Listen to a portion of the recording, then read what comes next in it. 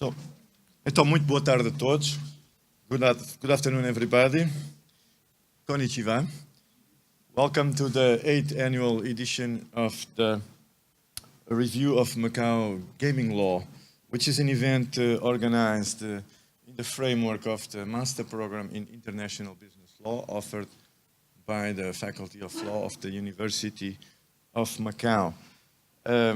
This master program includes optional course in gaming law, and it is in that spirit of having an initiative which communicates to the outside some of the things that we do on the university, that this is organized. This event for the first few years took place actually in the old campus of the University of Macau, and now for a few years already has been taking place here at the Rui Cunha Foundation. So my first word of thanks is for the foundation. Muito obrigado, Dr. Rui Cunha, for having us here, for providing us this wonderful venue and space to debate issues that are important for Macau and in this year's session, especially for the region.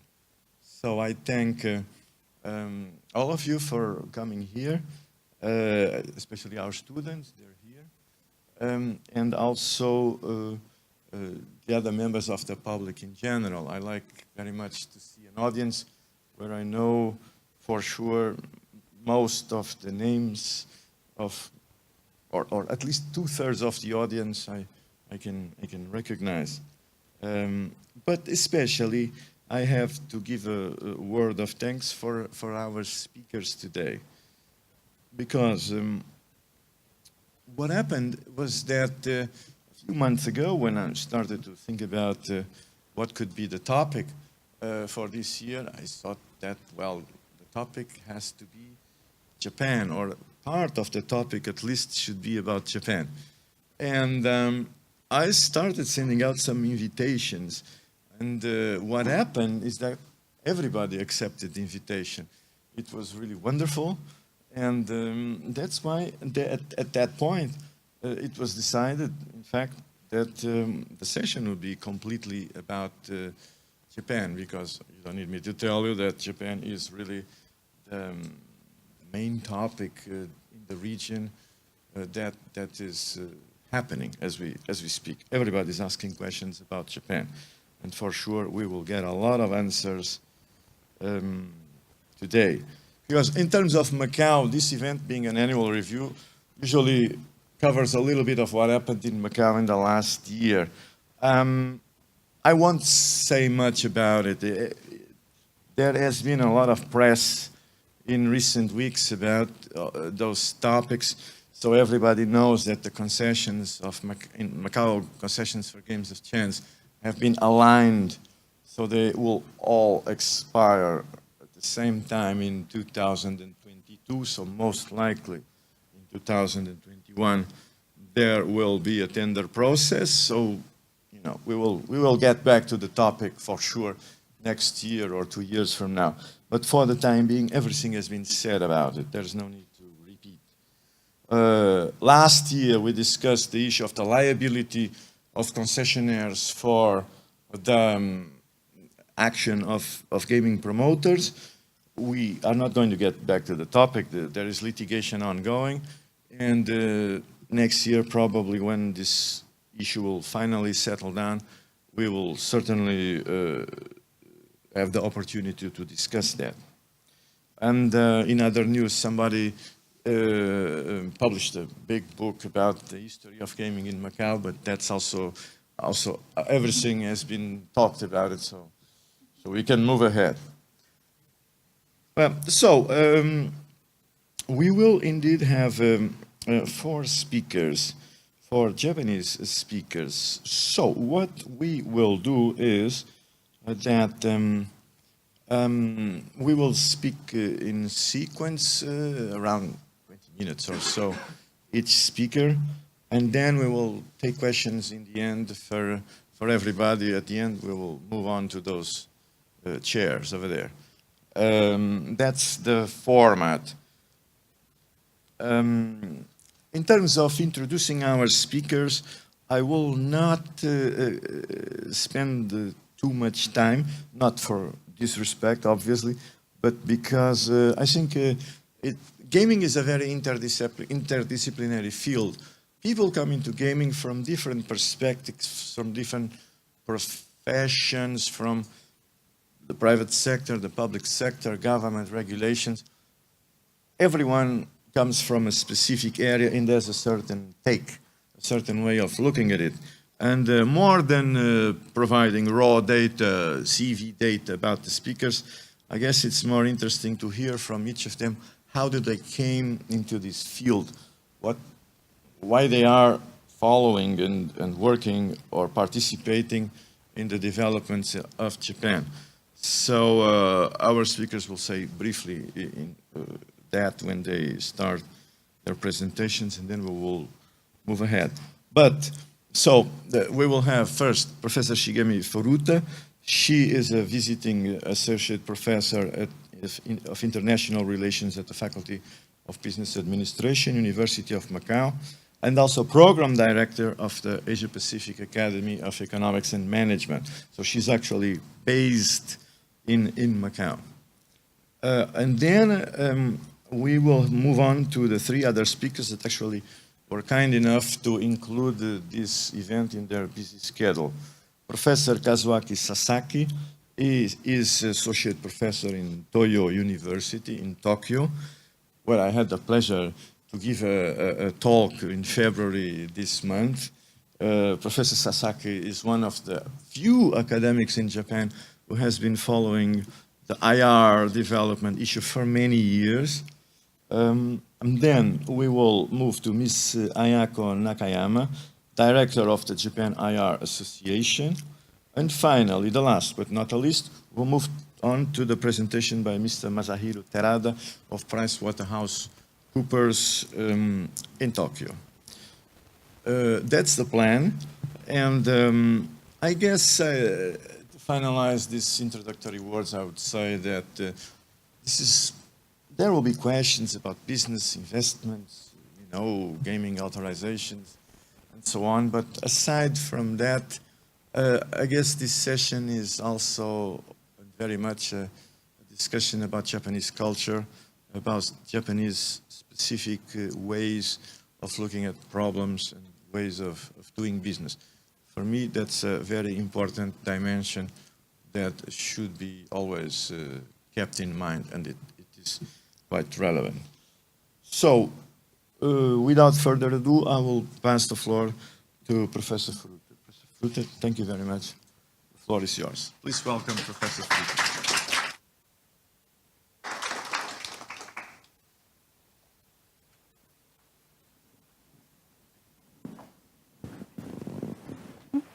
Okay. Oh, okay. Good evening, ladies and gentlemen. Can you hear me in the back? Okay. Okay, for about coming next to 20 minutes, this is my topic. Before coming here, I had some conversations with Professor Godinfo for several hours, and then I'm not really from the IR background, and then why am I here?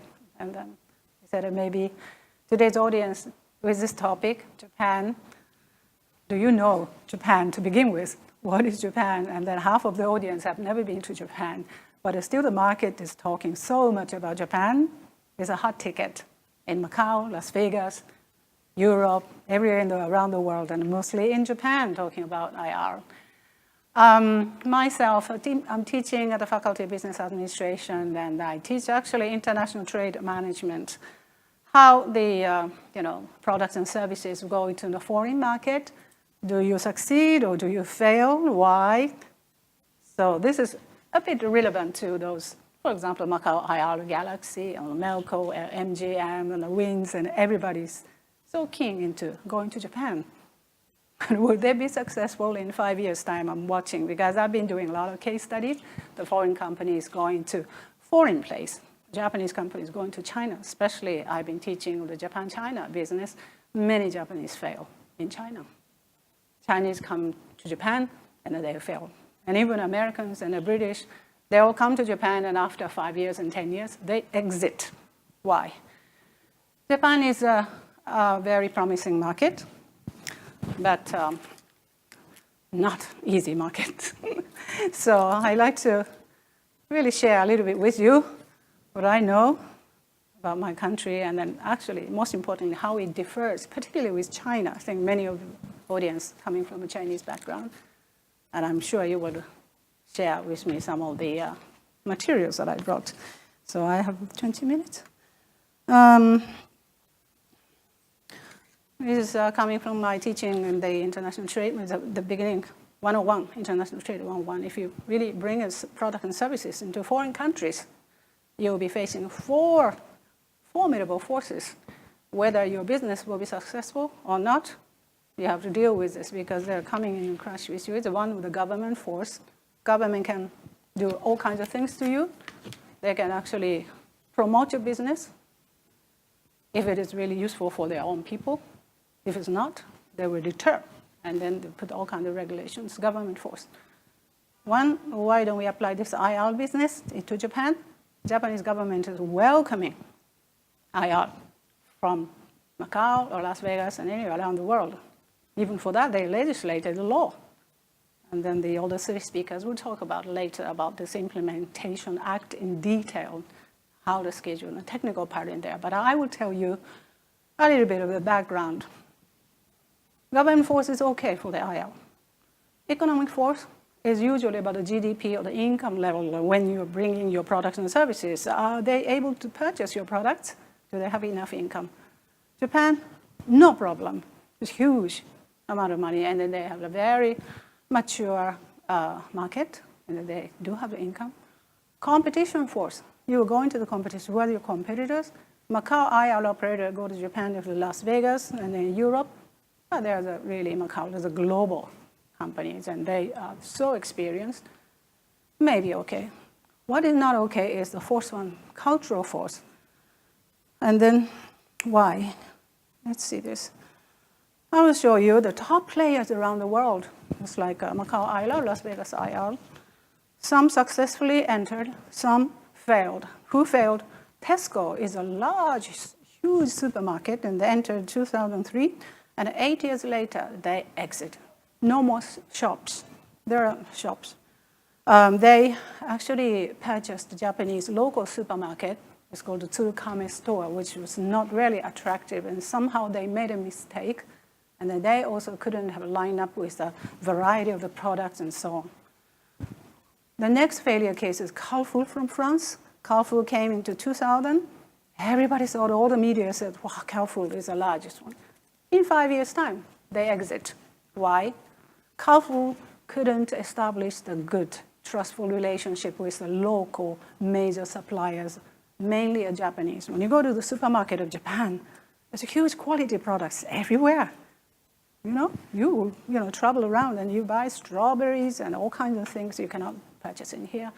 You must have a very trustful supply route from the local manufacturers. And Carrefour, because of the cost percentage, it has to be 20%, because they sell very cheap.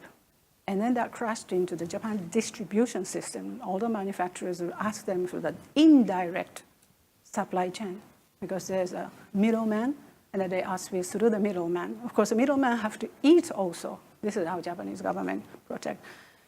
And the customers wouldn't go because there's no products, attractive products. So they exit in 2005. Walmart is another failure case. Walmart came in 2002. They bought a Japanese retail shops called the Seiyu, and then they exited in 2018. Also, they failed. Everyday low price. It's called everybody knows the Walmart everyday price, everyday low. Japanese didn't like the everyday low. Someday it has to be high. You understand what Japanese? Japanese like the variety, someday high, someday low. And there's a flyer said, oh, the next month and next day, this is cheapest one. And then I talked to the housewife, let's go there. Not this week, next month. This kind of, motion, active, everyday low price. So monotonous, and then they failed. Who are successful? Costco, They actually have 25 stores. They actually came earlier than the other failure ones. Costco only has 4,000 stores. They limit the stores 4,000. Tesco, there was 70,000, huge. Carrefour, for example, 70,000. They tried to really open a lot of stores, but the Tesco actually limited the store. And then so that they wouldn't show so much of the challenge to the local retailers. Local retailers feel Carrefour is really coming here and then they will die. But the Costco got very clever. The products is changed from the other retailers. All the same products coming in, but Japanese people are smaller, and then the majority of the smaller size, in the medium size. But sometimes they have the off the spin-off sizes for the large size, the very small size, differentiated, so that they show the sign of that they are not challenging you. IKEA, they came here, they failed in 1986, came back 2002. Next time they go to the Japanese house, they studied and researched how Japanese furnitures and everything. They found out the Japanese are very simple. Simplicity and minimalism is the aesthetics of Japan. I'll talk about later. They learned, and then they absolutely totally changed, and they adapted into the local culture. And Toys R Us have so many Japanese fashionable toys. I think 80% is coming from Japanese manufacturers. Japanese manufacturers seek for quality, safety, and then cartoon animation. And then they have all kinds of lineup with children watching TV, and then they go to the Toys R Us, and then there. So exactly there in the life of Japan.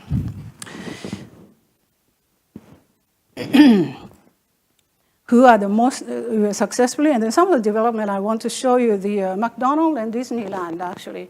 McDonald's and Disneyland came from the United States, but now, today, they are no longer American company. In the share of the equity, McDonald's had already sold the majority of the share, and the majority held by Japanese, and the Disneyland definitely already held by the Oriental Land, Japan. Surprisingly, this Tsukimi burger is the full moon.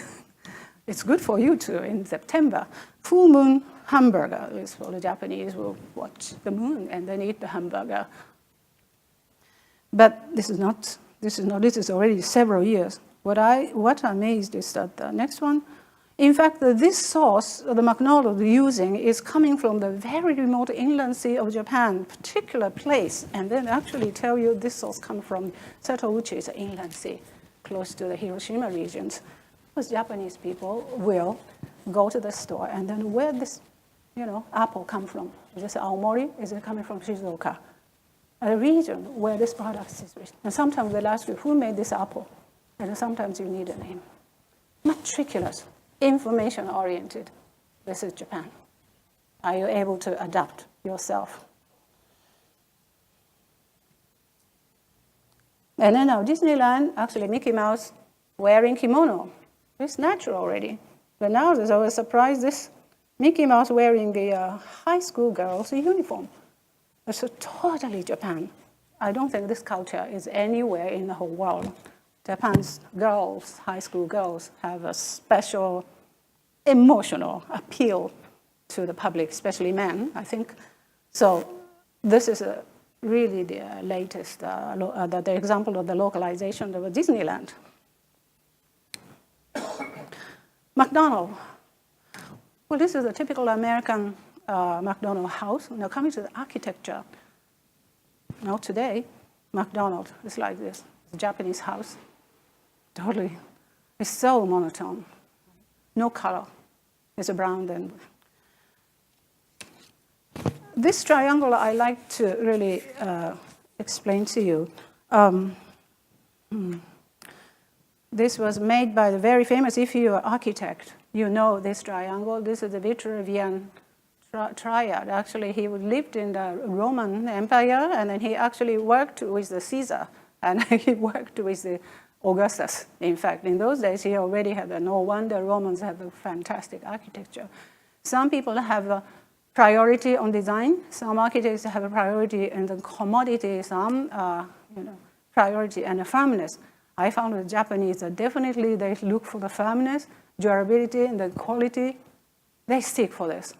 Chinese, very practical, useful, very different. This is Korean, I think, in my experience. Koreans are actually very good at surface designs, surface beauties. Japanese are inner beauties, quality, right? You agree with that, huh?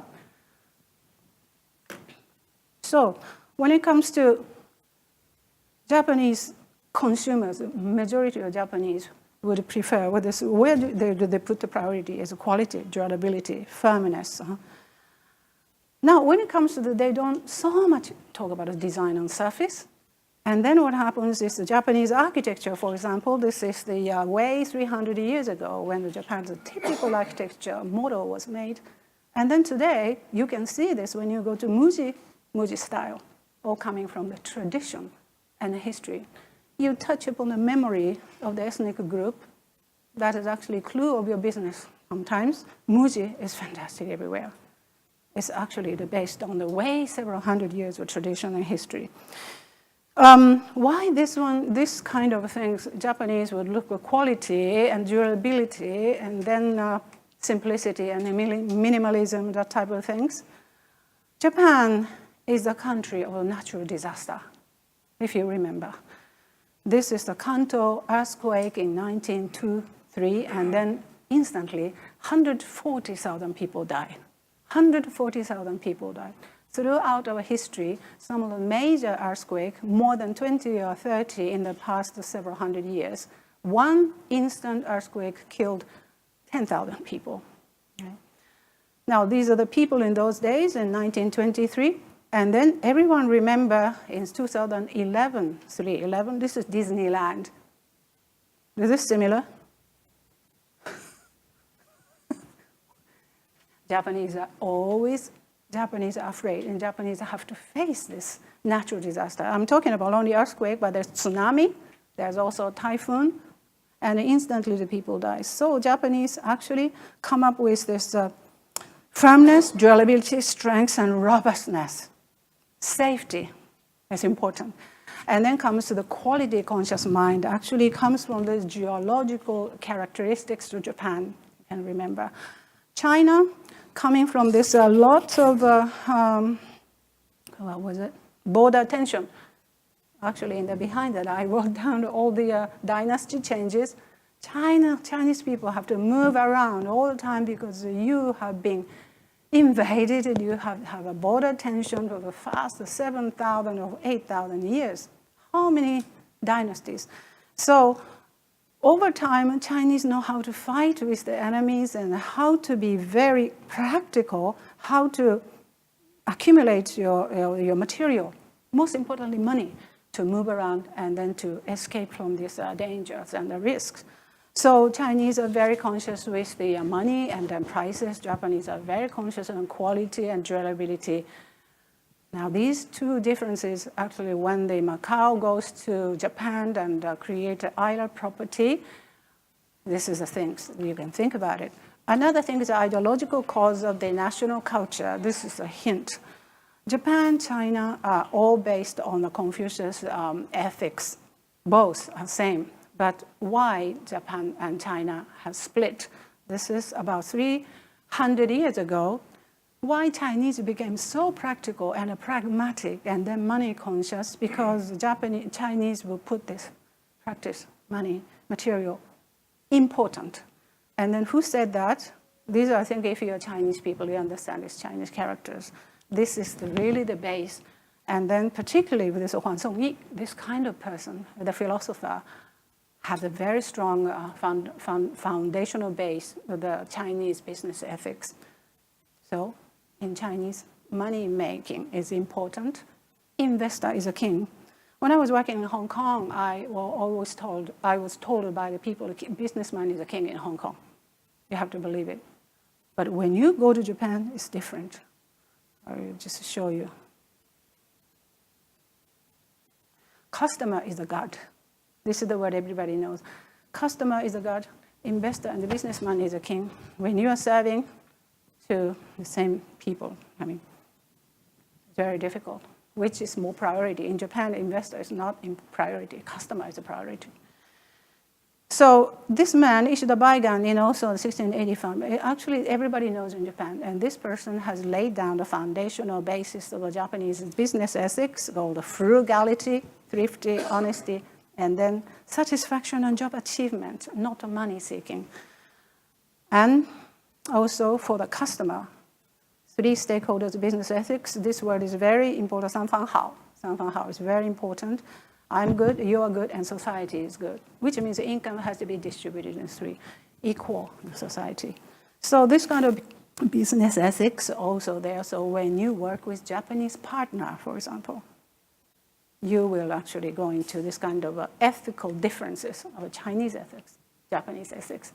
That's why Japan-China alliance sometimes don't go very well. All right, and then lastly, I would like to show you, nonetheless, China-Japan so different. You know, everybody knows this very famous Hofstad's cultural compass, 6 dimensions. The national culture can be compared. And then when China and Japan compare, there's one similarity. What is similarity is long-term condition. Japanese will look for the long things is good. Chinese also, the long things is good. Tradition and longevity is important. This is also held in Japan. So when you go to Japan, just hint with some kind of tradition, history, and some kind of memories in the back. This is one kind of a hint for the business in Japan. So now coming back to the IR, I just wrote down here. These are the traditional gambling of Japan. If you're interested in Hanafuda on this side, Chohanbakji was a lady with the clothes off a little bit, and Oichokabu and Sugoroku. These are the games have been played in Japan for several hundred years. And this kind of things could be, it's just one hint, actually blended into the new type of product development and IR.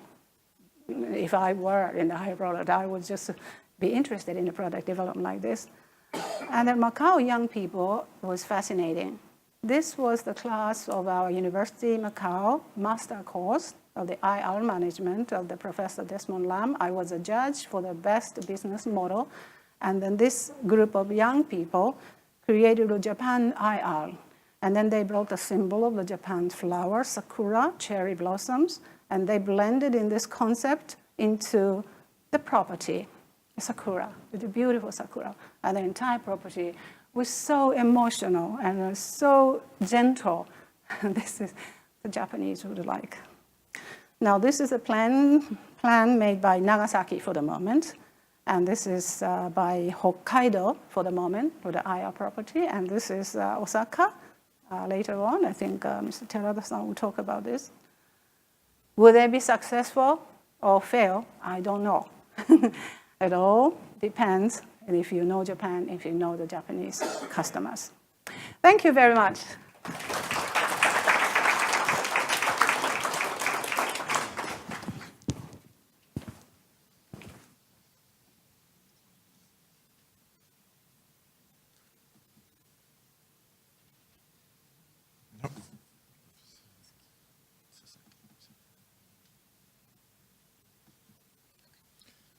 Okay, without further ado, Professor Sasaki. Thank you so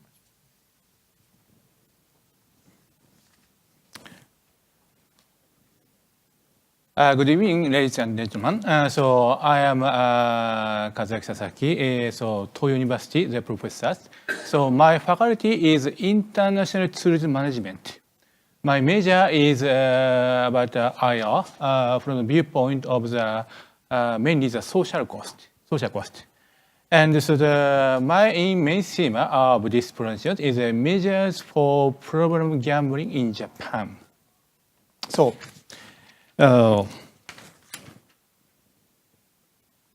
contents, introduction, and number 1 is a penal code in Japan about gambling. And number 2 is a special law permit gambling in Japan. All gambling is prohibited in Japan except the special law. And so that there are many types of legalized gambling in Japan. And so that I will explain the legalized gambling in Japan. And about the gambling addiction, I will explain the 2017 gambling addiction research survey in Japan. And next is responsible gaming law in Japan. And recently, Japanese government decided the gambling, etc. etc. means including pachinko. Probably some of you know about pachinko. Pachinko is the biggest gaming sector in Japan, but it's a kind on the face, it's a kind of amusement, just amusement, not gambling. And so gambling addiction measures promotion basic plan was opened. Cabinet decided recently on 19th April in 2019. I will explain in detail. And this week, today is the last day of the Japanese Gambling Enlightenment Week, Gambling Addiction Problem Enlightenment Week. So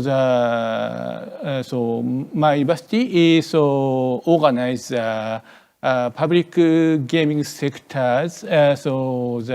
Something seminar about gambling addiction problem enlightenment weeks, and that was the conclusion. And next, this is the introduction. And there are many gambling industry in Japan, and also the GGR of those gambling industry are very huge. However, until recently, the existence of gambling addiction has not attracted attention.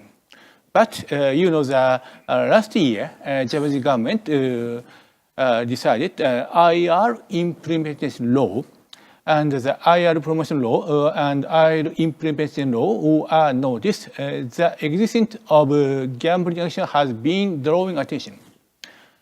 For these reasons, countermeasures against gambling addiction have been taken in recent years. So that the Japanese government decided responsible gaming law. And I said about gambling etc. addiction measures promotion basic plan. Basic plan was open. And at last, the gambling addiction program enlightenment week, I will say about in my university. And penal code in Japan, about gambling. So I said about all gambling is prohibited in Japan. But this is a penal code in Japan. Article 185, a person who gambles shall be punished by the fine and so on. And about gambling, Japanese government prohibited gambling. And habitual gambling, running a gambling place for the purpose of gain. So the Article 186, so this is penal code, prohibits gambling. And about the lottery, a special law was made, Article 187. This is prohibited lottery, private lotteries. But special law permit gambling in Japan. This is Justifiable Act. Article 35, an act performed in accordance with laws and regulations or in pursuit of lawful business is not punishable. So that the gambling can be legalized by special law in Japan, in the principle.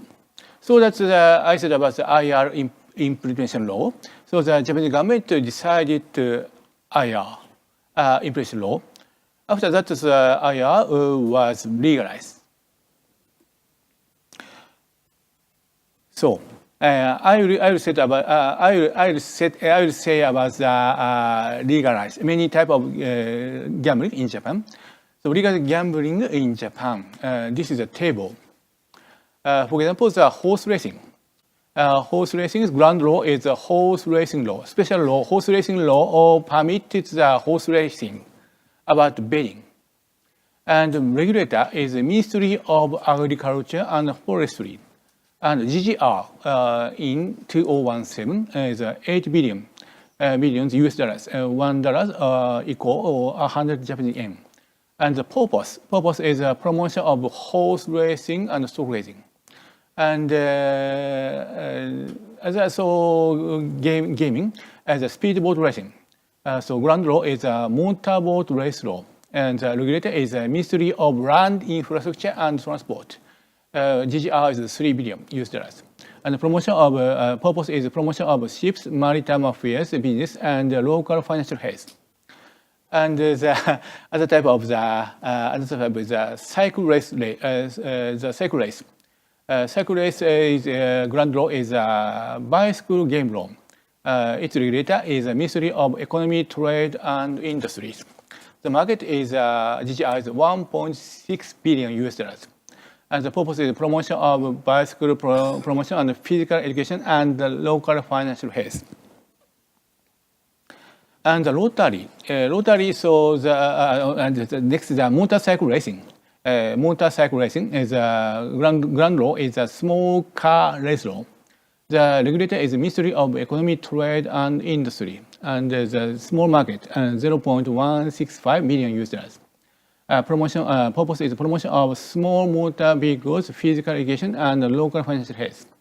And the lottery, the certificate law or ground law is the law of the prize winning money, and regulator is Ministry of Public Management, Home Affairs, Post and Telecommunications. And the market GGR is 3.9 billion US dollars. And the purpose is promotion of financial health. Totoculture also football games or the betting is ground law is a sports promotion board law, and ground law is the Ministry of Education, Culture, Sports, Science and Technology. And the market is 0.55 billion US dollars. And purpose is promotion of physical education. And at last, the pachinko and pachinko industry, pachinko and pachinko slot. So the pachinko is the unique game, unique amusement, not gambling. And the pachislo means slot machine, a kind of slot machine, but it's different from the Macau slot machine, the Las Vegas slot machine. A little bit kind of the skill game. And so the ground law is entertainment business law. And the regulator is a National Police Agency Department. And the market is very huge, 29.31 billion US dollars. But it's recognized as just amusement, not gambling. It's a very difficult program to handle, to touch. So, there are many types of gambling. And the very huge gaming market in Japan. And but all gambling bills in Japan do not deal with gambling addiction. And the regulatory agency of Japanese gambling are different. And above this, that is, there was not gambling addiction in Japan on the face. So that there was very few measures. There was very few measures to prevent gambling addiction in Japan recently. And the 2017 gambling addiction prevalence is newest research data. And lifetime gambling addiction prevalence ratio is within 1 year 0.8%. And the lifetime percentage is 3.6%. But so the lifetime is a little bit high, and so the year percentage is a little bit low. Because of the pachinko, the pachinko is a kind of a light gambling. Becomes the gambling actions very easier. But to recover easier. It's a kind of light gambling. So that's the situation in Japan. But so the Japanese government must think about the gambling addictions because of the IR and so on. So that the Japanese government decided the responsible gaming law. It's a purpose. And gambling addiction affects the daily life or social life of people who are gambling addiction, etc. And establish basic principles regarding gambling addiction measures and clarify obligation of the nation, local public, organization, etc. And establish the basic of gambling addiction measures and promote gambling and other addiction measures comprehensively and systematically.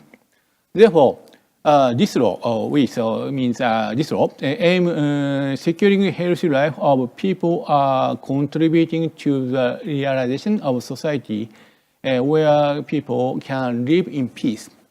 This is the purpose about responsible gaming law.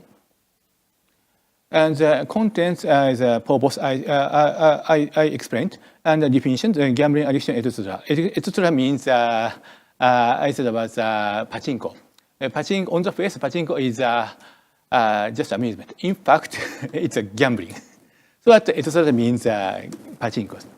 And basic and responsible gaming law decided the basic principle and consideration of organic collaboration with measures concerning addiction on alcohol, drugs, etc. So the Japanese government made the responsible gaming law based on the alcoholic and so the drug measures and responsibilities. Prescribes the responsibility of national, local, public organizations related to business operators, etc. And gambling addiction problem enlightenment week. So today is the last day of the enlightenment week in Japan. So that I will explain in detail after that in my university, as you may say. And research measures to make the government take measures against gambling addiction. And gambling addiction, etc. And gambling measures promotion basic plan. And basic measures, promotion of education, survey on actual situation, etc. Japanese government must do research about problem gambling in the future. And gambling addiction countermeasure headquarters, cabinet chief secretary is responsible. And gambling addiction countermeasure related to person's meeting. This is context of responsible gaming. So in detail, so the the gambling, etc. addiction measures, promotion, basic plan, cabinet decisions. So the in detail and completely measure to the business entities. For example, the ideal ways of advertisement. But it is not obligations. It's a kind of a self-control also to the business entity, gaming sectors. Because of the, a kind of a soft law, not hard law. So that Japanese government so decided this type of the basic plan. Create and publish new advertising guidelines, for example, so ideal ways of advertisement. And carry out spread enlightenment activity for the whole year and carry out enlightenment and for new university student and new adult in enlightenment week, etc. So that's the public managed gaming industries had the seminar in my universities. And approach to lead to consultation and treatment. And economic support for private group, including self-help group, and the aim for the start of support by 201. And start examination of expansion of consultation person subsidiaries. At first, free. And access restriction approach in facilities. Conduct research for utilization of personal identification system, etc. regarding access restriction, etc., by personal declaration, family declaration, and self-exclusion or family exclusion. And the introduced parties limit system of internet vote in advance. Limitation of the betting the internet. Family and the regarding self-exclusion and family exclusion and the generation of age confirmation by identification card for potential persons under 18 years in principle. It is focused on the pachinko industry. And the withdrawal of ATM, automatic teller machine, in facilities and offices from this year about the public gaming sector and pachinko. I forget about so that I explained about public money sector gambling. So except pachinko industries, all gaming industry are managed by the public sector. Pachinko is a private sector. But except the pachinko industry, so the all gaming sector are managed by the public sector. System measures implement addiction measures and establish chief officer from the viewpoint of organization. And I will explain the gambling addiction problem enlightenment week, especially in the public gaming sectors. So it's considered national public gaming entity communication meeting consists of Japan Racing Association.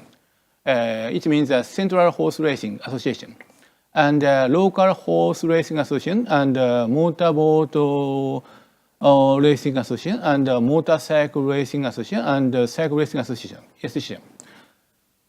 So this entity is object is this close collaboration among the public gaming entity, and this was established with the aim of achieving better development of the gaming and countermeasure for gangs and illegal bookmaking at the facilities, and measures for gambling addictions.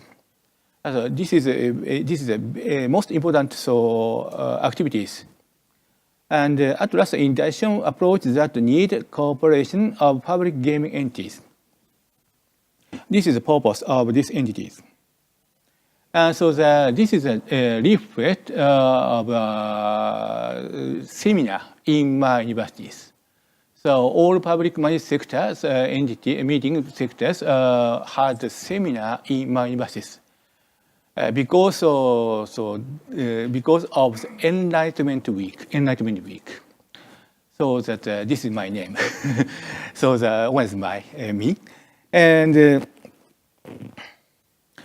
this is a photo of the seminar.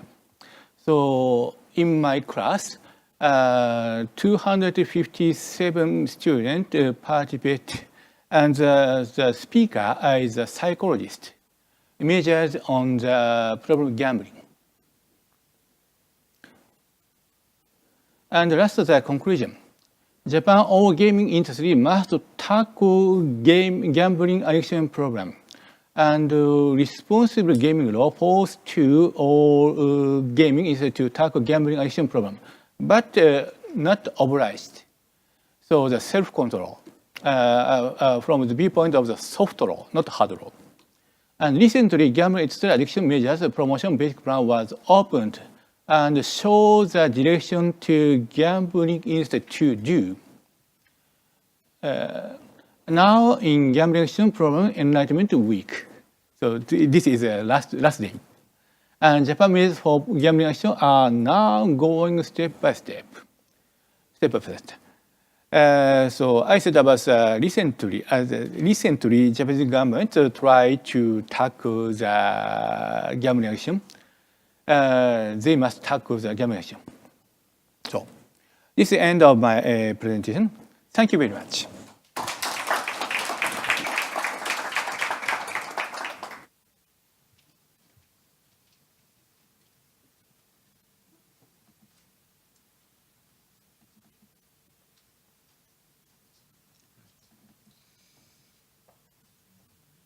Okay, arigatou gozaimasu, Professor Sasaki, and now we would pass the floor to Ms. Nakayama.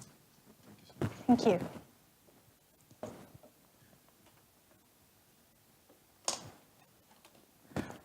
Good evening, everyone. My name is Ayako Nakayama from Japan IR Association. I'm very honored to be here for today, here to share my presentations about Japan IR with all of you here tonight. Okay, let me start with my presentation. Okay. Well, based on the Japan IR, so probably here of people attending this seminar today already have aware of the Japan IR, and then I will give you some of the background of what Japan IR's like registrations.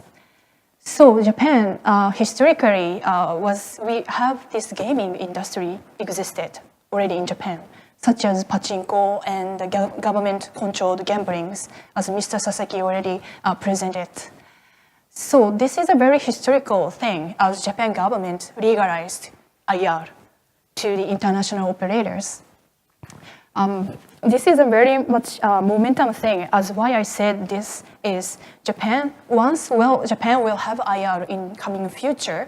This means that Japan will have international competitions of IR. There are a lot of IR facilities already in the world. So we are the last one, or mostly, to get into this competition. And then what kind of IR Japan will create? This is going to be a very big topic in the international gaming world, I believe. And then also like standard perspectives. So pachinko and then government-controlled gamblings, we have all domestic standards. And all the domestic players are the ones to do businesses domestically in Japan. But these standards also being affected. Now, like, we started to shift more to the international way through the legalization of IR. And I think this has a very much huge implications. And let me get back to my slide. And this is my chart describes the business model of IR. I'm sure guests here are familiar with how the IR businesses are structured and then operated. So some casino has a very attractive contents in IR. Gamblers, both like they come casinos and spend money, and those like the revenues are circulated to other part of the IR, like including MICE, hotel, restaurants, shopping malls, entertainments. So those will be the IR facilities are developed and operated in the one IR, and this is the business model, as you may know. And then for Japan, this is exactly like what the Japan government is going to do, utilizing casino as an engine to attract guests. And also our government is putting a lot of focus on the non-gaming aspect in Japan IR, which I'm going to describe and explain later. So this is the description of the IR. I'm sure the citizens here, usually in Macau, there are a lot of IR facilities already, and then familiar with what the IR is look like, and then they are from non-gaming aspect. There are a lot of like entertainments and are provided here through the like theater or art museums or like swimming pools or aquariums. Those are pretty much familiar with the contents here. But the reason why I put this slide is for Japanese citizens, the concept of IR is pretty much new, and was not very much understood precisely yet at this moment of the time. So many Japanese citizens still think IR as equals to casino. So this actually creates a lot of like issues that some citizens are extremely they feel fear that there are a lot of casinos in Japan, then which going to affect the regional security and also the environment. So the Japan government is going to create something exactly like the Macau's IR has those aspects, such as convention center or those live events or the clubs or receptions like that. But in addition to that, IR will requires very Japanese culturally unique aspects in the non-gaming aspect, such as the maybe our traditional the entertainment of kabuki or sumo or maybe takarazuka or something, which is like the government thinks is as a like mandatory aspect.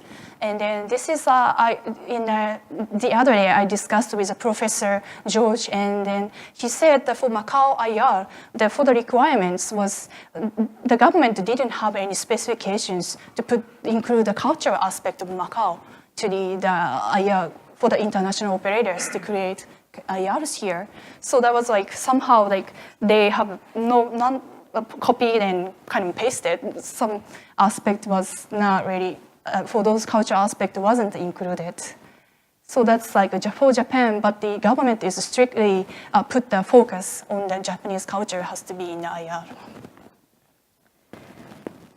So, and then also other aspects the Japanese government has on the non-gaming aspect is for those guests who visited Japan IR, the full government has this requirement for the IR operators to create this function that they also send this guest to other part of Japan as well, not only for that one location. For example, possibly via Osaka or Wakayama, Nagasaki, and Tomakomai. Those are the candidate cities for Japan IR currently. But for example, like those guests visited Osaka IR. So the function has to give some ways to visit some other parts, for example, Tokyo or Okinawa or the Hokkaido, some other areas. So the Japan IR as public policy. So I put this slide. I would like to stress that the Japan is they're actually the first country to create the first IR legal system. So there are a lot of gaming jurisdictions and legal frameworks all over the world. But Japan actually has a very legal registration of tourist attraction facilities, and then also like as well as the casino regulations. So this actually put a lot of stress in terms of the non-gaming aspect. For example, like entertainment. So there are a lot of like entertainments in Japan, and which also are enjoyed by foreigners as well. But our government thinks that those entertainment we have currently in Japan are not the international standard yet. And then by creating IR, the government wants our Japanese entertainment quality to be more international standard and enjoyed by more international tourists. And the second point is the mice. I put the chart in the right, in the very right side, and then the Japan mice has we have mice facilities in Japan already, but it's losing their competitiveness in terms of the international competitions. That the government was pretty much put a very high focus on the mice aspect. That a certain number of the floor size has to be created in Japan IR. And then casino. The world-class casino regulations comparable to the foreign countries. The Japan creates very strict casino regulations comparing to some other jurisdictions. And then this is the reason why comes back to some of the problem gambling, responsible gambling issues that the Japan government thinks that the RG is a very important issue to take care of. Is as considering the current gaming industry is existed in Japan, such as pachinko and the government controlled gaming fields, which was explained by Mr. Professor Sasaki earlier. So that this is very much the focus of the harm minimization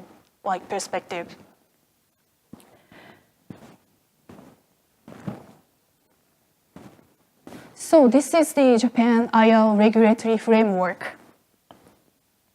As I already mentioned, the first legislation in the world to legally define IR business and development processes. And then Japan IR has to include casino, international convention and exhibition, MICE, and tourist attraction, and attracting Japanese history, culture, food, and then family, hotels, and IR operator could add other tourist attraction facilities as well. IR District Development Plan.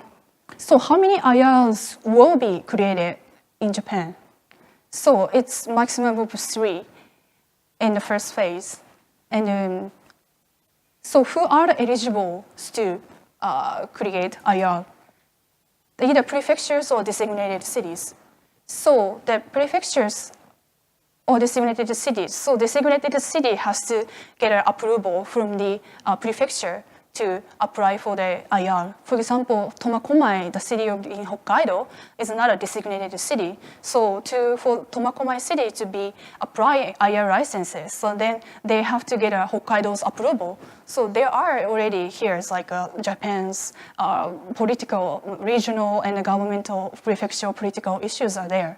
So I heard maybe this is a little bit of a unique system, as Japan has like a government and also the regional government as a prefecture. But under the prefecture, there are cities and there are district wards. So there are a lot of like layers of this like government in Japan, existed in Japan, which possibly a little bit unique to international audiences here. Mm-hmm. And so the last point is after the IR operator is selected and then operation starts, and our government might ask reinvestment to the IR properties up to the how much revenue they created and then regenerated from the IR operations.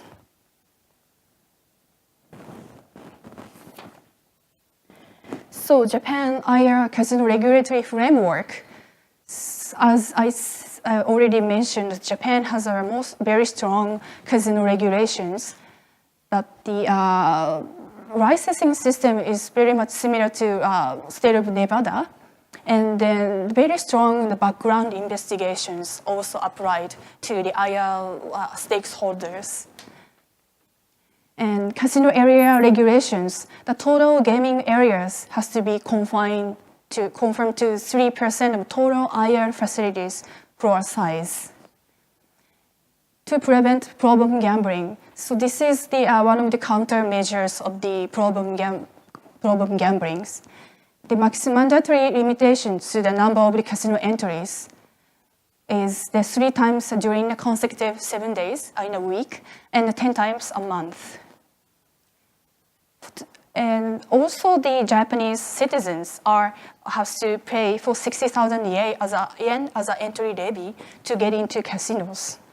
And this is actually extremely well, considering the no pachinko or government-controlled gamblings require such entry levy in Japan.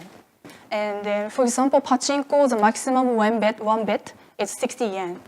Considering to the standard, the casino, as you know, the casino's maximum bet could be quite a lot compared to that. And then this is, so government put this very much high restriction to entry to IR casino.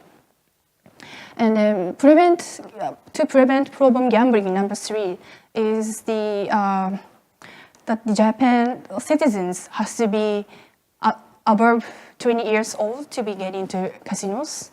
And also they have to have a My Number card, which is our unique identification system in Japan. So foreigners are eligible to get into casino with passport.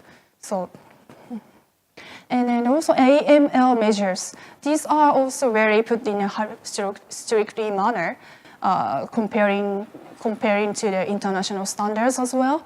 The numerous crime organizations such as Borukudan, which is a Japanese like a mafia, but those people are obviously not eligible to get into the casinos. And And the last, introduce a cash transaction report system identical to the state of Nevada that is also implemented to Japan IR. So this is why this is, as if you look at this regulative framework, do you think maybe it's too strict or maybe too not so strict? But the implications why this is put in this way is that there are still a relatively high number of the Japanese citizens against IR. Because some of the IR are misunderstood, misperceived in many ways. But again, this is somehow the government hasn't been able to communicate what the Japan IR will look like in the future at this moment of the time. As currently the media are reporting that all legislative frameworks which was released by government one by one. So it is difficult for regular citizens to get the entire picture of Japan IR at this moment of the time. So as an association, Japan IR Association will try to do more of the PR activities in the future. But it's not just one association or organization can do this. It has to more unite, and then industry has to take a more positive approach towards this. So the timeline perspectives. What's going to happen when Japan IR will be opening? This is a question of everyone, but nobody has the clear answer to this at this moment of the time.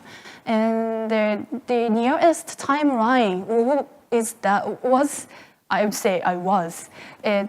July, the Japan Casino Regulatory Commission was supposed to be created. And after this organization was created, the basic policy was going to be announced. But in Japan, the political situation, in July, there are upper house elections. And as you know, as general citizens are fully understand that Japan IR is like, and more likely the casino IR is trying to be perceived as a negative aspect of in terms of when election comes. So all politicians are skeptical to talk about IR at this moment of the time. And then this upper house election affects for the Japan IR timeline accordingly. And in this July, this Japan Casino Regulatory Commission was most not likely to be created. That is the current information says. But maybe in a couple of months' time, maybe that could change. I hope. And so the timeline is quite still not really confirmed yet at this moment of time. And so when the regional cities start tendering processes, we don't know yet. Some of the cities are putting a lot of efforts to make it as fast as possible. But however, the Japan government is not fully released the criteria. So there are certainly missing criteria, and then how the regional cities will handle the certain aspects. So that's very much a discussion. And where will Japan IR will be? This is a lot of attention question. This question gets a lot of attentions. So as I said, currently the Hokkaido, Tomakomai, Osaka, Wakayama, Nagasaki are the official candidates. But in the future, there are more cities who raises their hands, or maybe expected to raise their hands. Maybe some of the areas in Kyushu area. We don't know the full candidates yet at this moment of the time. So lastly, Japan IR has a lot of implications. That what will be the impact to Macau, for example. So I said in very early pages of my presentation, but when Japan creates IR, Japan enters the international competitions. So all the gaming dynamics of this competitiveness will change, and what will be the impact? For example, success of Japan IR, assumingly, how many people will be the ones to come to Japan IR annually, and what will be the GGR that we generate in Japan? So do we still some customers from Singapore IR or Macau IR, or possibly who will win the licenses in Japan? Possibly US operators, European operators, or Macau operators. We don't know yet at this moment of time. But who takes which IR's license certainly affects all the ecosystems of gaming in the international world. And this is a very big implication, I believe. So for example, like recent news of the Singapore, I said the Singapore government says they will reinvest, ask their IR operators to reinvest to their IR facilities. And this is going to be Singapore government, I believe, is certainly looking at the Japan IR's progress. And then obviously Japan IR is looking at some Singapore model for the other, it's one of the examples they take a lot of ideas from. So I think the implication is very huge. I think this is my end of my presentation. However, there are a lot of implications and discussion topics are underneath in Japan IR, and this has to be discussed continuously with all the industry stakeholders. And then I think I'm very glad to be here tonight that everyone here is interested for Japan IR, and I think that somehow those in Japan will take a new role to this industry, and then take a lot of make it as international as possible for the Japan IR to be one of the IRs in the international standard. And then we are the last one to get into this market. So I think we learned a lot from Macau and as well as US and the European IRs. Okay, thank you.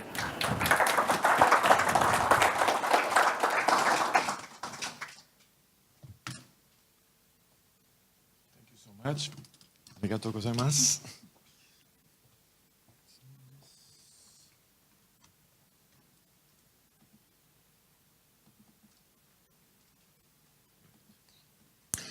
Okay. Mr. Terada, you have the floor. Hi. Good evening, everyone. My name is Masahiro Terada, coming from the Press Waterhouse of PwC Japan. Actually, I'm taking charge advisor for Osaka Prefecture. Osaka Prefecture, probably you already know one of the strong candidate city for the IR. So I cannot disclose the details, what they are talking. But before me, the three professors, also the public people talking about what central government is thinking. So I would like to disclose the talking in the back of house. Could you tell me how to use it?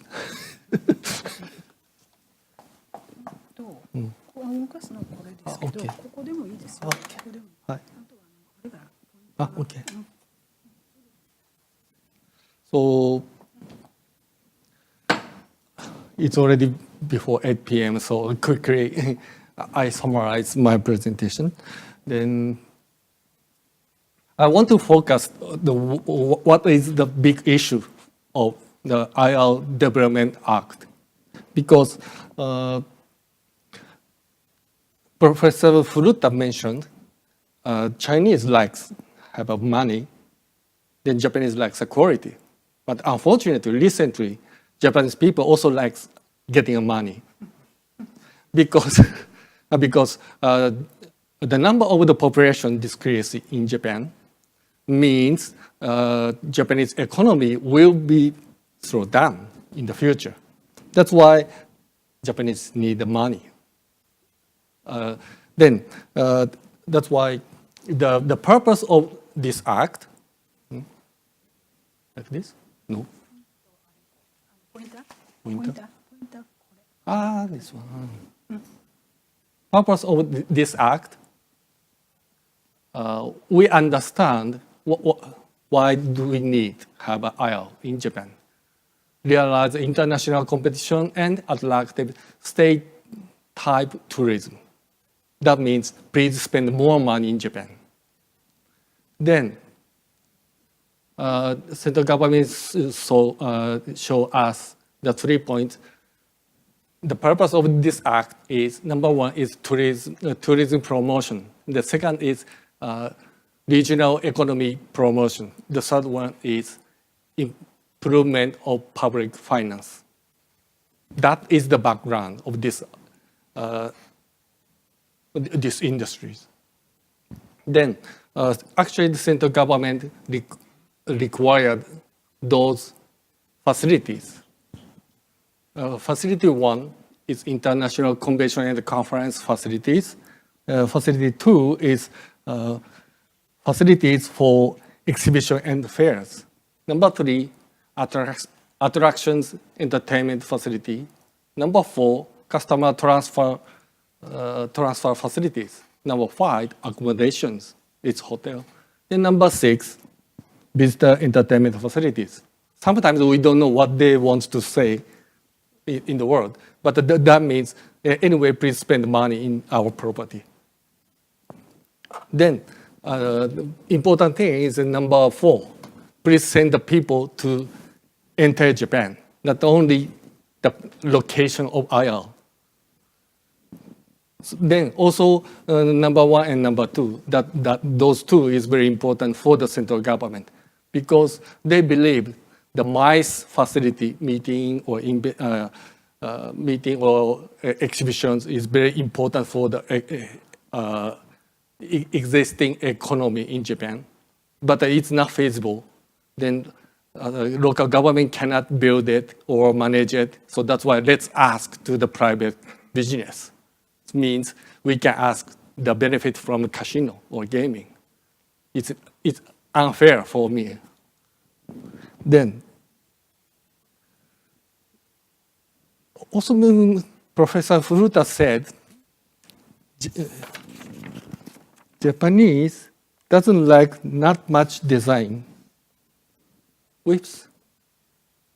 It's already finished? Yeah, before 8, it's time. Sorry about. Thank you. Japanese people like not much design, but simple, right? But I think lawmakers or the central government people likes to design too much. Then that's why I can say the national government certificate the IR development plan, which is agreed by local government and IR operator. Already Ms. Nakayama mentioned. Also, IR operator conducts casino business upon the receive the license from the casino administration committee. That means we have the 2 licenses: locational clearance and operational clearance. Then, once local government has to apply to the Minister of Land, Infrastructure, Transportation, and Tourism. Central government give the certification to the local government, and the local government make agreement with IR operator. Then, after that, IR operator should apply to the casino administration committee. Ms. Nakayama mentioned Japan Casino Regulatory Commission. You mentioned, but in my understanding, they don't like to say regulatory commission. They would like to say just administration committee. They don't like to say also. They don't like to use another word like a gaming control board. That is the stance of the central government. That means we don't like to take any responsibility. Local government choose the IR operator. So local government has a responsibility to choose the people, then apply to the central government. Then just central government give the certification to local government. That means no responsibility we have. You have. Then also our operator apply to the casino administration committee. No, not control board. So means you have a responsibility to prove we are correct person to operate the casino. So I'm worried about the background check in the future. How to do it? Who should prove it? I'm the right person. Actually, let's get back. When I was 20, I went to my wife, current wife. Oh no, only once. Only once. Then, actually, my father-in-law and the father-in-mother doubt me because they don't know me. But that's why I try to explain my background, what I'm thinking in the future. Then please trust me. So it's same. Our operator has to propose to the central government, I am the right person. If something wrong in the future, don't worry, I cut this guy. That is the stance of the central government, in my understanding. Oh, please make sure that is the talking in the back of the house, not in the casino floor. No? Then, this is a possible process and the timeline. Actually, we are now here, where? Here. Actually, Mr. Nakayama said, established the Casino Administration Commission in July, but probably she said, moved here? Not sure? No, only small people. So anyway, after establishing the casino administration, we still have many steps for the opening. But in my portion in Osaka Prefecture, I have to say, the first IR operation will start in 2025 in Osaka because Osaka has an expo, World Expo in 2025. Still, governor and the mayor insisting we should open before Expo. I'm not sure they're realistic.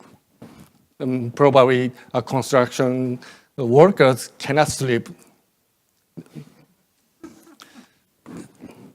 I don't mention it anymore. Then, however, on the other hand, we still have some issues related to the IR Development Act. Ms. Nakayama already mentioned some details already, so I want to focus one more big issue. That is the certification. Recently, we are discussing this matter. Luckily, once we get the certification of IR area, then, of course, we have to get the approval of environment assessment, development permit, building permit. Is a usual way. Then start the construction, then open the door. However, from here to here, only 10 years, including a construction and then also approval procedures. So if construction works takes a time, how long can we operate in a fast duration? So recently, the finance people or IR operator insisting only 3 or 4 years. It's not recovered our first investment because central government, not only the central government, local government as well, they are requesting huge investment because Japanese need the money. please invest to us. So, however, once we face the renewal of the IR area, separately, we have to get the renewal of casino license. Every 3 years, we have to get. Then, before apply to the renewal certification of IR area to the central government, we have to get another resolution by assemblies. That is the problem. If the mayor or governor change left to right, they can say, oh, no more casino. Like a ministry, like a base. When we, when we see the Okinawa, what will happen? The mayor changed before they approved to launch the base there, but the government changed immediately. They say no. So we don't know what will happen in the future. That's why the financial guy or IR operators worry about that situations. Then, luckily, IR operator get approval from assemblies, then apply to the central government. Then, repeated several times. Then we don't know how many years local government gives the business duration for the IR operators. So that is a big issue, particularly for the financial guys. Then I can say pretty little things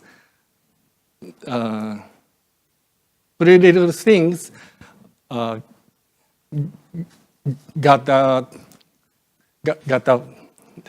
is it okay to? Okay, frankly, I tell you. Pretty little things got a hell of things for business. Because central government people thought, or lawmakers thought, just monitoring, just watch what existing IR is doing, just monitoring. But they don't imagine these issues. So I believe Macau government has a new bidding in the 2021 or 23, the 22, 21.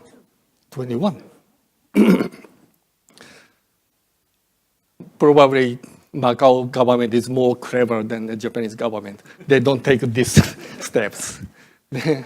I also worry about that new bidding because they scheduled 2021, right? So we have to choose IR operator before Macau bidding. So we can see the record of annual report of IR operators, but as you know, 70% or when we see the US operator, the budget, benefit from the Macau is 70% or 80% recently. So if they lost the wallet in here, I worry about. I don't like to mention it too much because the camera is there. So someone told it's easy to put the internet, then they cannot cut. Some media got cut. So I worry about the two matters for the Japanese IR. Then at last, I would like to show the maps. Then I believe Osaka is the first runner on the Japanese IR race. Then some people said only 3 locations central government will be allowed. So who is the next? some people said 2 big city and 1 small city, or 1 big city or 2 small city. I don't know. But I'm a citizen of Yokohama, so I wish Yokohama will win because my taxation is totally different from now. Maybe I operator pay instead of me. Then, important thing is actually gambling addiction measure is very important to get understanding from Japanese people. But many consensus we need to apply to the central government because central government will easy to ask how is the condition with local people. So also, on the other hand, we have to concern about the finance. Because as I told you earlier, the license of casino operation also and location clearance is very limited. Then also need to make a lot of conversation with local people. That's why the consensus with local people and the finance is very important. Also, at the end of my presentation, I would like to point one thing, money transfer. Because we cannot forget about Chinese tourists. We know they cannot bring the cash from China easily. But how to bring to Japan? The back? In the back?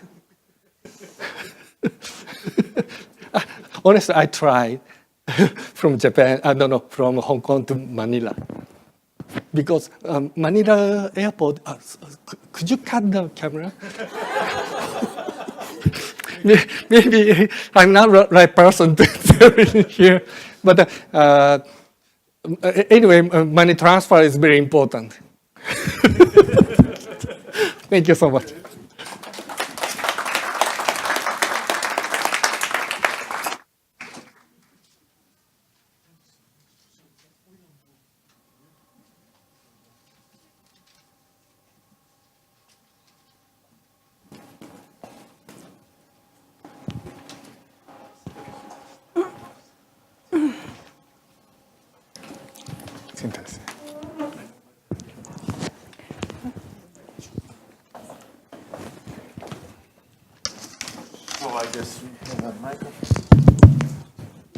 So thank you for the excellent presentations, extremely interesting. I'm sure now we can have a very lively debate. And I have some questions myself, but I shouldn't be the one starting the session. So I'd like to invite the audience, or maybe we can take a few questions from the audience and concentrate the questions. So who would like to be the first? Okay, Wordsworth. Are you going to speak in English or in Japanese or both? Maybe both. Okay. Perfect. 私はマカオ大学の大学院生です。孫と申します。4年の先生の講演を聞いて、大変勉強になりました。ありがとうございました。ちょっと質問をしたいです。一つは、その免許の期限について、カジノの免許は今は3年しかないです。それはちょっと短いのではないかと思います。先生たちの意見を聞きたいです。2番目はそのギャンブル依存症の対策です。すでにそのギャンブル依存症対策の基本法があります。そしてその、政府の案もあります。しかしカジノギャンブル依存症専用の対策がないみたいです。専用？今のギャンブル依存症対策基本法はギャンブル全般の対策法です。特にカジノギャンブルに対する専用の対策案とかがないと思います。それも先生たちの意見を聞きたいです。3番目は、すみません、ちょっと多いです。カジノを開始する前に、まずは地域整備計画のその認定をもらう必要があります。その後はカジノの免許をもらえます。もしその地域整備計画の認定をもらった後、カジノの免許をもらえない可能性がありますか？I will translate my question into English. Thanks for your presentation. The first question is the duration of concession, casino concession, is only 3 years. I think maybe it's too short compared to Macau and other jurisdiction. I want to hear the thoughts of the speakers. The second question is the gambling addiction measures. There is no special measure for the casino gambling. The third question is if the operator gets the certification of the area plan, then maybe he can't get the concession of casino. In this situation, what will happen? So, thank you. Any more questions?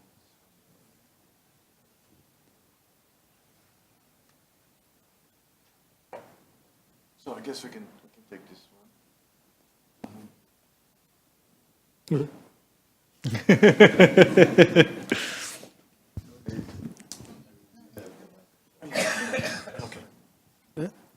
Each question? Up to you. Up to you. Okay, I can answer the number 1 and number 3. Regarding the license for casino, it's valid only 3 years. Every 3 years, our operator has to renew it. And your concern is there possible to? Is it too short? It's short. Short. Actually, it's short. So, depend on the business agreement with local government and our operator, it's more than 3 years, such as 20 years, 30 years. That means local government allowed to continue the business there. So then your last question is regarding IR development area plan, right? Then also central government to check the quality of the development plan. So that is a part, that's including who will operate this project. So once central government approve the area area development plan, also their business must be continued. So there's no possibility to lose the casino license. If through the monitoring for the IR operator, they can adjust. If there's something wrong inside our body, we can, the IR operator can take out. They can keep the good faith always. In my understanding. Same. You have mic here. Oh. So I think I will mention the question number 2. So is it okay? So in terms of the problem gambling countermeasures, the current, the basic basic policies already included so far what has been already implemented at this moment of time. But as I said, there are a lot of missing criteria in terms of both gaming and non-gaming and also problem gambling aspects. And then I'm aware that our Japanese government, central government, is still learning a lot from the international standards in terms of the RG countermeasures. For example, our government was in Canada, in Toronto, the other day to attend the international conferences, and then they are influenced a lot by the international experts over there. So it's actually changing quite in a fast speed. That I think it's possible that some voice like you just mentioned, if Japanese citizens raises more voices that we need a more strong countermeasure act or possibly like this, and government will definitely consider to put even more strict regulations in the future. And our government doesn't think this is the perfect already regulations at this moment of time. It's being already in the progresses of the creation of regulations. So I definitely think this is something like we haven't confirmed anything yet at this moment of the time. And then there are some future possibilities of the more regulations coming, or even current regulation could possibly be changed through the basic policy, which will be announced, not possibly like July, but sometimes in later this year, possibly. Yeah.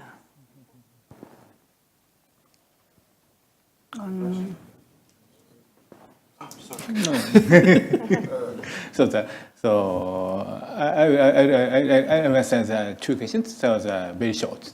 The head of the IR cabinet, central IR cabinet office is the same person about the handling the problem gambling in Japan. The same person. So that's the IR basic plan, and so the responsible gambling basic plan is based for the IR preventing the gambling addiction.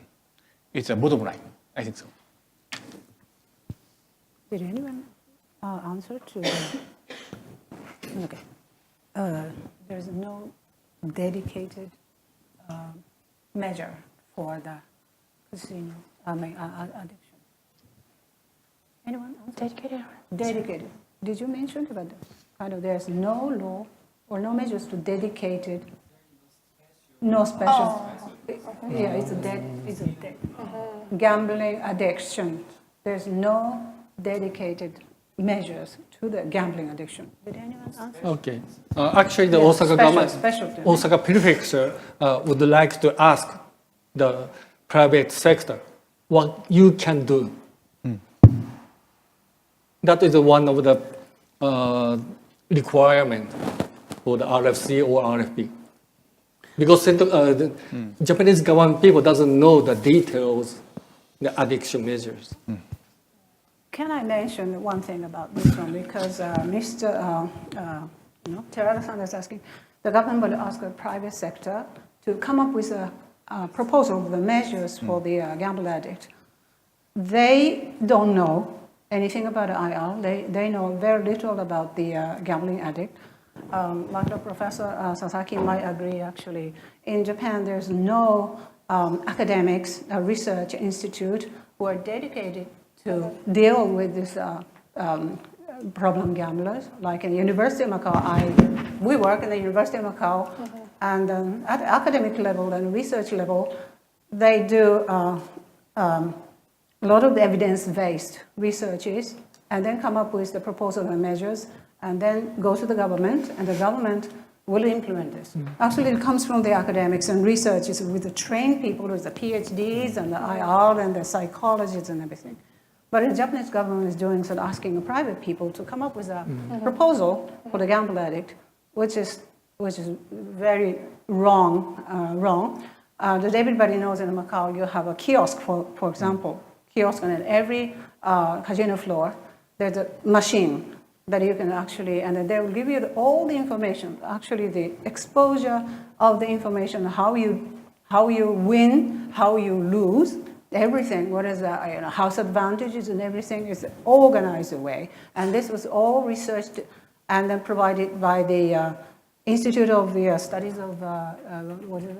ISCG, the commercial gaming in the University of Macau, with all the PhD professors actually come up with kind of proposals. And then one more thing is in Macau, you have actually non-government organizations or the educational commissions, and then the, of course, the IL operators, and then they actually have a concerted efforts under the government instructions. Even at IL operators, they have to have the internal training, and it's a responsible gaming ambassador, and the training and how many hours you get trained in IL. And these are actually, for the moment, we cannot see anything in Japan. So you are absolutely right. There's a special or dedicated measures to the responsible gaming. And Professor Sasaki will probably have to work harder. I will say a couple of things about the question number one, about the 3 years. Not about the Japanese situation, but introducing some other comparative elements. I'm thinking about Portugal in particular. Because in Macau, we only have concessions, which is an administrative contract. And in the concessions of games of chance, there are certain obligations. But there is always this final deadline, which will arrive sooner or later. And we are really coming close to the deadline, which is 2022, but when I mentioned 2021, is that of course it takes at least 6 months or maybe more to organize a public tender. So I'm pretty sure that by 2021 things will have to be moving. But the system of concessions is like that. There is a deadline that will come sooner or later, but will come. Other systems, and I'm now thinking about Portugal, the system for online gaming, actually also has something pretty similar, which is this 3 years review, relicensing. And this is in Portugal it's very complicated because there are 3 totally different systems. Concessions for casino games of chance, land-based, online gaming, which is licensed, and let's say the older system from the times over 200 years ago, of the lotteries. Forgetting about the lotteries for a second, and these ones don't have any deadline. The online system is, it has this review every 3 years, but it does not come with a final deadline. So the system of concessions is kind of harsher. It's a very tough system because we will go back to square one. There will be a new tender at some point. Maybe 20 years or 25 years under current law. But it will happen. But for example, the online gaming licenses in Portugal, it can go 3, 6, 9, 30, 60 years without a final deadline. So it all depends on how things will work out and all be interpreted. But this system, if I understand correctly, is less harsh in a way because there is no end of the story at the very end, which is our terrible system of concessions, and we are approaching it. And in Portugal it's even closer because the current, some of the concessions are going to expire in 2020. Okay, so that was some more details about the licensing and concession systems. Please go ahead. Thank you. Just want to make a clarification because I understood that the regulations that are being implemented in Japan on KYC indicate, someone talked on this matter, indicating that they will verify the identification of every single person. This will also involve record keeping, and if yes, what will, if the impact of such measure has been analyzed, because it's quite well known the public the consumer is actually very reserved in providing for the mass market at least their identification. And if there is this record keeping, will this record is safe to be secret and maintained confidential for the government, or, for instance, would be available to the assets of the local banks?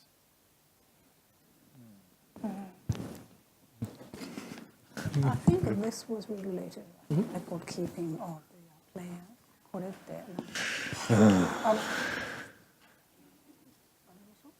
なんかあったんです制限が。そのギャンブル依存症の場合いいんですけど、あと他のね。決まってないです。決まってないの？どれだけのまだ。Okay. Okay, it's okay. That I can answer. Shall we say well, disclose a real thing? Yeah. So maybe we disclose things. So this is It's a more like shame. after our presentation. So it's more like casual thing. Well, it is a very good question actually, and then our government hasn't put any clear regulations or any thing clearly towards you mentioned in terms of the record keeping, how long it's going to be kept, or who is going to be the ones to control the manage, and then who is going to be utilized, and what happens if like crime happens, like if the police can access to that, or this is certainly an issue, and it hasn't really been discussed, or possibly it's under discussion in the government, or possibly not under discussion, which I means that they haven't really come to that thought yet.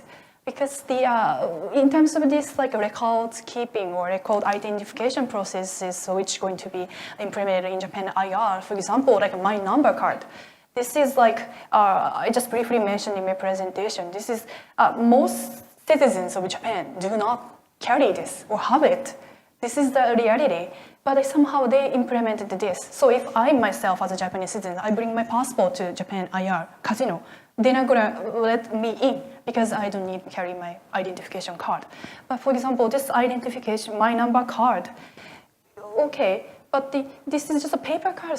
This initial my number card it's is plastic already. But Not paper. But I still have my paper. The thing is, you need to make it as a plastic through some processes. But like most of the citizens still have paper card. That's quite interesting. So if I bring my paper card, are you going to let me in? That's another question. So if I bring my paper card and I cannot get in, so is there any counter near the casino entrance area that I can change it to a plastic card? This is another question too. So how long does it take to convert it to a plastic card? Maybe this is another question. So for example, such issues hasn't been approached, or they have this idea, so they have to be tackled. But however, clear answer hasn't been provided. So as you said, like for example, record keeping issue. For example, like IR operators or private sectors are definitely interested in this record to be shared, to utilize marketing perspectives. But to what extent this will be allowed, and how much the lengths that they need to keep this for the record. This is still under the issues has to be discussed, and there's no clear answer, I think. I think this is very much of the government forces when going to the foreign market. In whatever way, actually, you have to deal with the government. By listening to these older experts, I mean, being Japanese, I'm very shameful about this Japanese government, which is not ready for every details. And in fact, I visited this cabinet secretary IR office. So there are 100 bureaucrats seconded by each ministries. And the top person is probably coming with the Ministry of Land, which is now in July, that all these things will be officially go to the ministry. But before that, the cabinet secretary is above the ministry because none of them know anything about IR. So there's 100 people seconded for police department, Ministry of Land, maybe Ministry of Welfare, was a gamble addict and things. I visited them several times. They said they have been very, very busy because this commission was made, this office was made only a few years. And then they talked about responsible gaming, and then the money laundering, and then this casino regulatory commission. I'm surprised it is not called a regulatory commission, it's an administrative commission, which means They're not responsible for their regulating the casino. Ambiguity, ambiguity of the Japanese government, very similar to the Chinese government in dealing with Chinese is ambiguity, very, very ambiguous, and then you don't know where to go. So the frustrations of this IL operators coming from Las Vegas or even Macau to deal with the Japanese government is probably, I can imagine how frustrated, and they are not clear in anything. And then I tell you, it is really what is it? They haven't done things like she disclosed it. And this is reality. But don't worry, this is a government force. Every country has.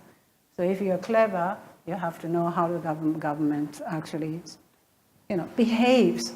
What are the behind the motives and why they are so ambiguous, and then who will be actually decision makers? I think. Correct. Is that correct? Correct.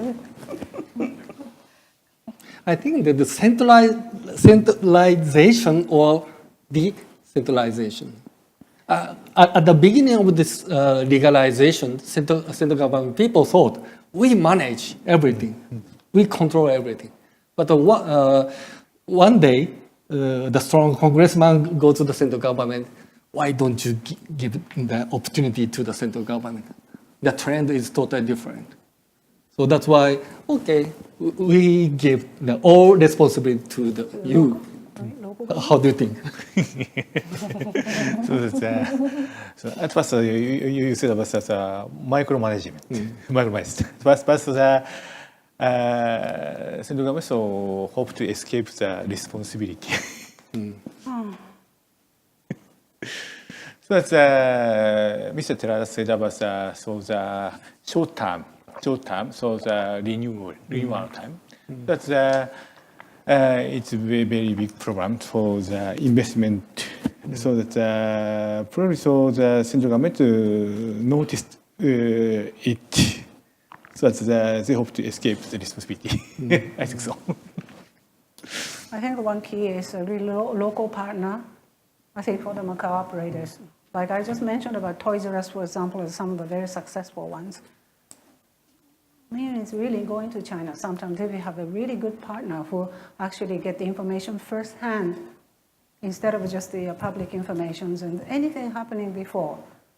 And then you have an informant, the local informant, for example, and the Disneyland coming from the USA, but the Oriental Land in Japan is a fantastic partner to begin with, and then they have network, especially they have a network within the inside central government. These are very, tricky places, like those bureaucrats. Sometimes they have friends who came from the University of Tokyo, for example. I'm telling you, really, it's a human network sometimes to deal with Japan.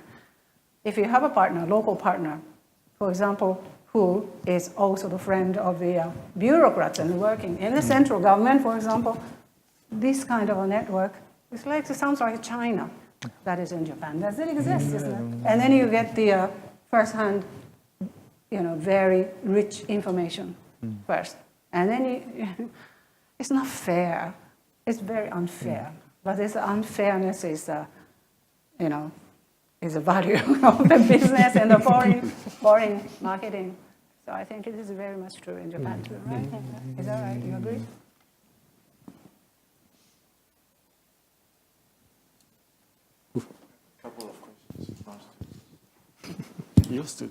Konbanwa, thank you very much for your presentation. So, Ryan To Moshimasu. My name is Ryan. I've got two questions. The first one is that I'm more interested in the responsible gaming in Japan.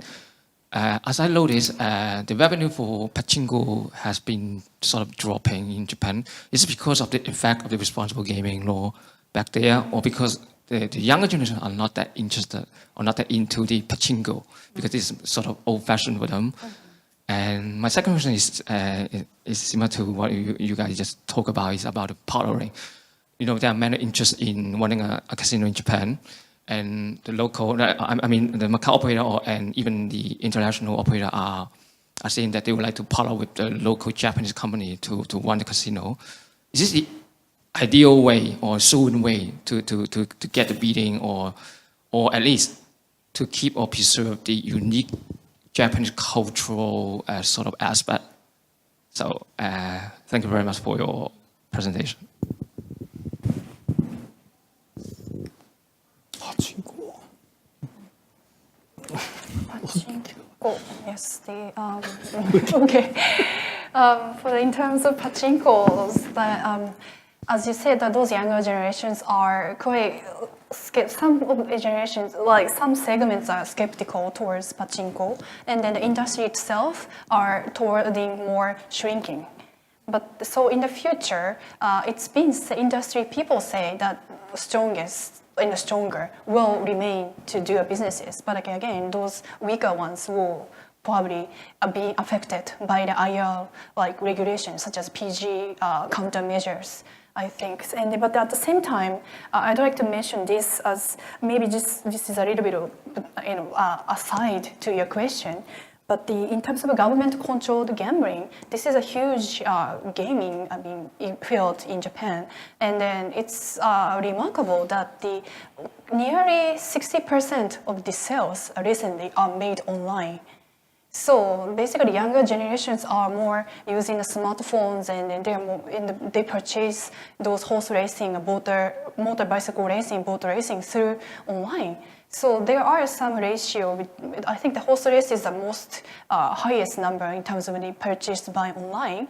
But this is like a trend, and there are some big Japanese companies such as SoftBank they are doing this like IT part of this, like they provide a platform towards this like ticket selling to the regional horse racing too. So as the SoftBank, this is an international company, and you cannot see that they are providing this kind of like platforms, but actually they have this kind of business field as well. And then I think online is not currently issue. I mean, in terms of legalizing in Japan, is totally far away from legalizing. But however, this online ticket purchase perspective is online. Is so getting a big market, and definitely as you said, those young generations don't go to the horse racing on the spot, but they purchase online. So it is difficult to really measure who really buys what through smartphones, and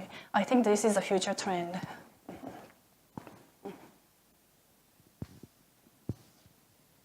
Hello, thank you for your presentation, and I have a few questions. First, every business model begins with the target customer. So what are the major target customers of the Japanese IR will be? And second, you mentioned that the stress on non-gaming aspect, like the entertainment. So the issue is that the international standard for the Japanese IR will not be fulfilled. So because I'm not really understanding about the idea, so could you please provide some examples for such case? And the third one is that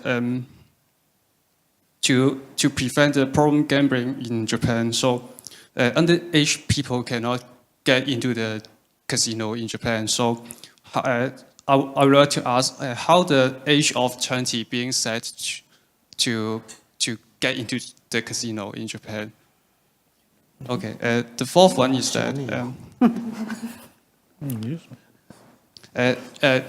you present that there are 3 indicators to measure the successfulness to measure the Japanese IR. They are the tourism, economic, and improvement of public finance. So is there any indicators to measure the failure or success of the Japanese IR? And that's all of my questions. 1個ずついかなかな。Target customer からいこうか。Target customer. Shall we start from the target customer? Yeah. That actually relates to the earlier questions, how the IR could be successful back in Japan, I think. いいですか、先言って。This has been a controversy, actually. Whenever we have this kind of issues, are we targeting, this Japanese IR is targeting for the inbound tourists? For example, like in Macau, I think you have 70 to 80% is coming from the outside of mainland China and then actually dropped a huge amount of money. Or are we targeting the Japanese local Japanese customers, right? And then we have been arguing with the 30% for the inbound tourists and 70% for Japan. No, Japanese don't like casino. Frugality, thrifty are the value of the life. And money making is not a priority. Japanese educated people, maybe non-educated people like black mafias, and they will jump into the casino. This is the notion of the major Japanese public have. So they don't have this respected approach to what is called a casino. They have a negative. That's why their image to the Macau is also negative, which is actually our problem. So we want to really raise the profile of the Macau by introducing this, how the Macau has been successful.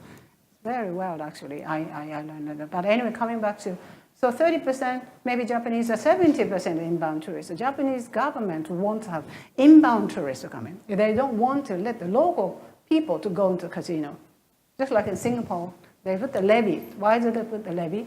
And the low-income people wouldn't be affected by this kind of thing. This kind of argument is personal, my view. I've been really doing in this international business and how successful and going to the foreign.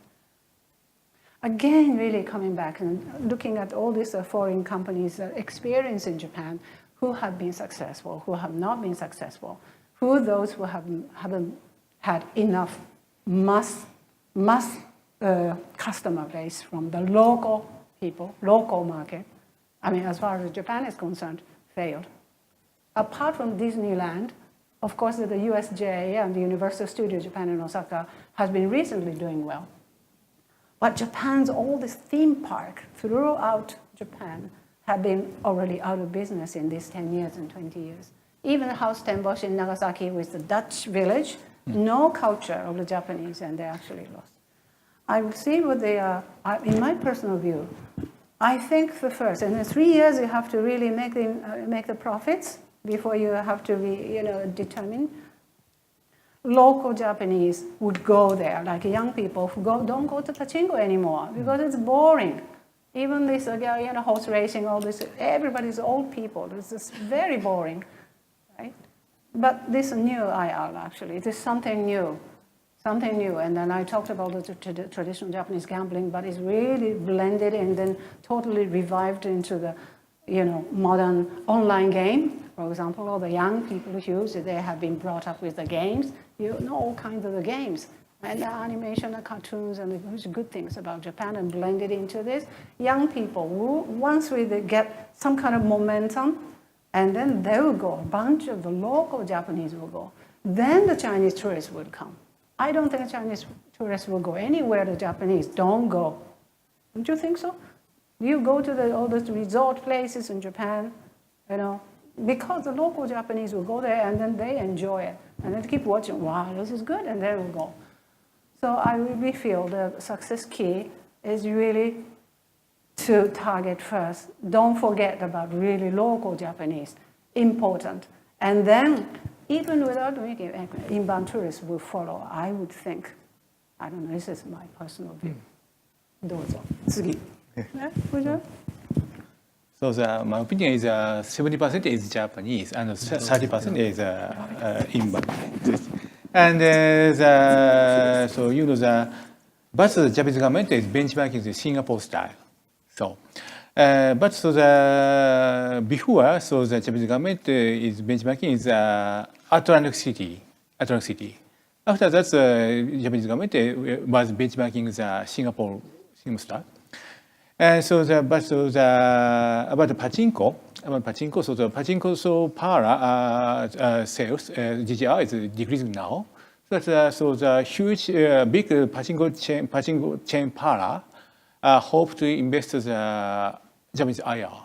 But small and medium-sized companies, so the is shifting their business to the other hospitality industry. Mm-hmm.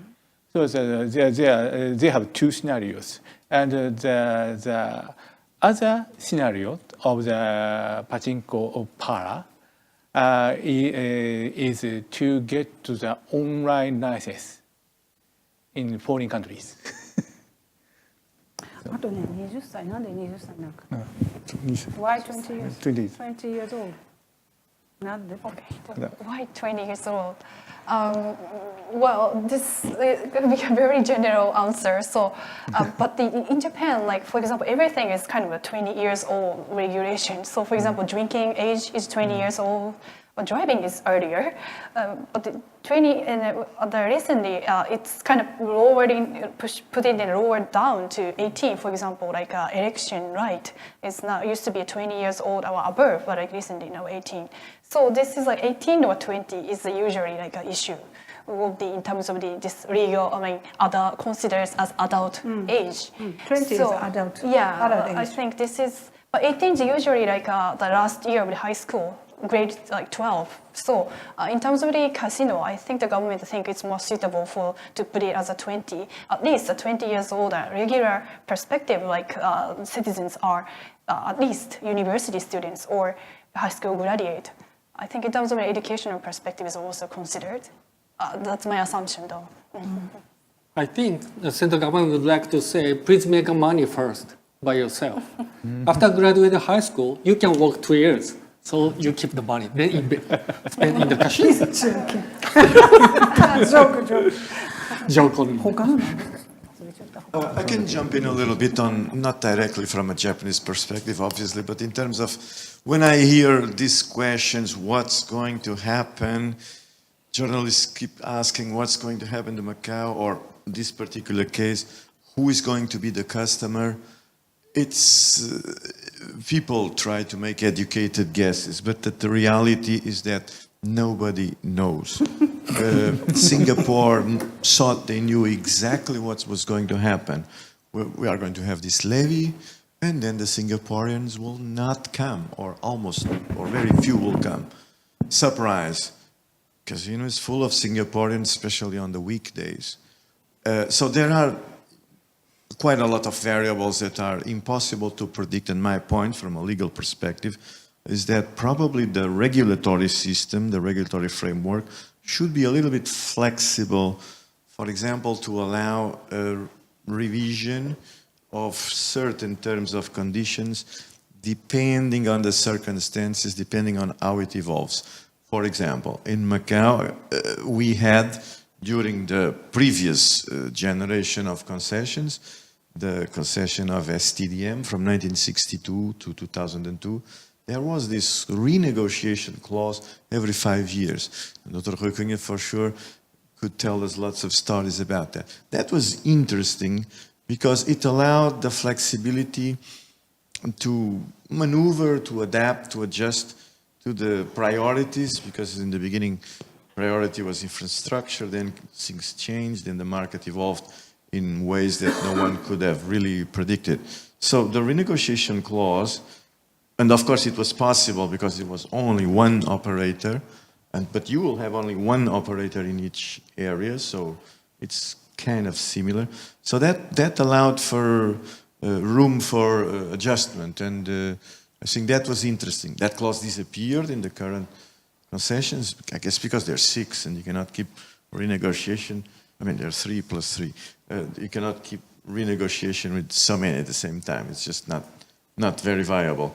So if I had a suggestion to make it a little bit flexible to allow for all the volatility for mergers and acquisitions and many things that we really don't know what's going to happen. No one can, in the very volatile world that we live, no one can have the pretension to see 20 years into the future. It's just not realistic.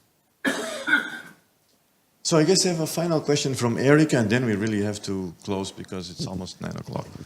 Hi, everyone. Good evening, and thank you for the presentation. I have a few questions. So I know that Japan government is actually coming up with regulations that prevent problem gambling in the country, and but some of the measures are non-obligatory. It's like, for example, I think recently the cabinet they just approved to remove ATMs from the some of the venues like pachinko venues to discourage players from being additive to the game. And I'm not too sure if it is obligatory. Let's say if it is not, and how can the government ensure the parlors will cooperate with them as minimizing the number of ATMs? I think will actually discourage their earnings. So how can they ensure that they will cooperate with the government to minimize problem gambling in Japan? And the second question is, I'm quite curious because for the casino entry, I think just now Ms. Ayako just mentioned about the AML measures that members of crime organizations will be banned from the casino. So how can they actually check if this person is from the crime organization? Is like accepts their tattoos. Let's say they have no tattoos, and then how can you ensure that they are one of the gangsters? So I'm just curious. Thank you.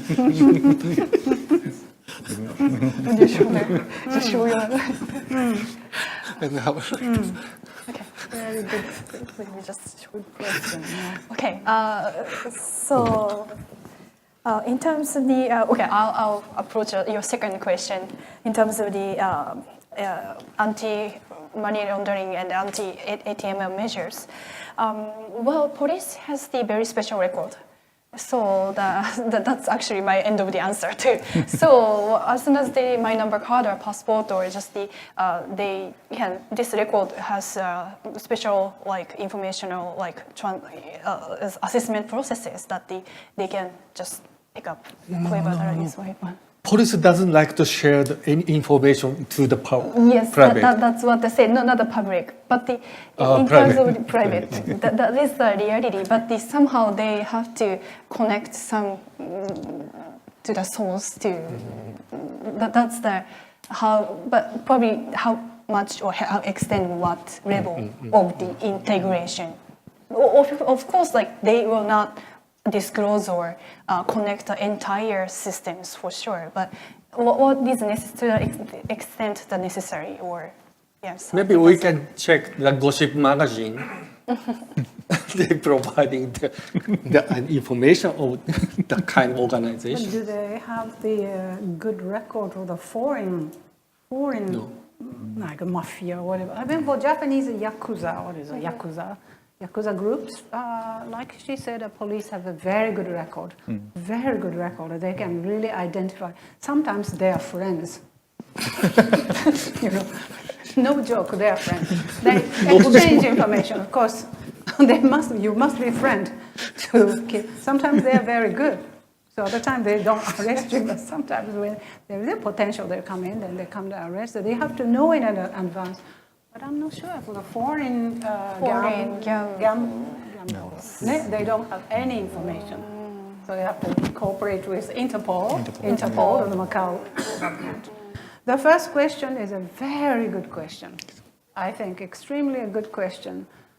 Like in the case of the Macau, we have observed how the 6 major Macau IR operators cooperate with the government because they have a responsible gaming campaign several months every year, and the government actually imposed IR operators to report what they have done, right?